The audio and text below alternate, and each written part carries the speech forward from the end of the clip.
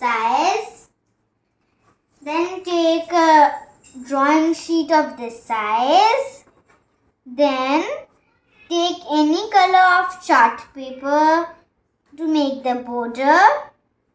And then write the numbers accordingly. Then take a stripe and cut the middle ones to see the numbers through it. Then at the back side, you can stick to sponge or any cardboard.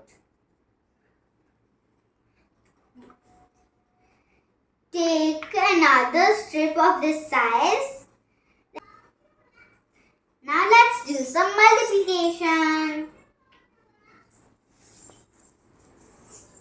4 into 4, 16. 8 into 7, 56. 12 into 8, 96. Isn't it so interesting? 14 into 8, 112. 15 into 9, 135. In this way, you can learn tables up to 15.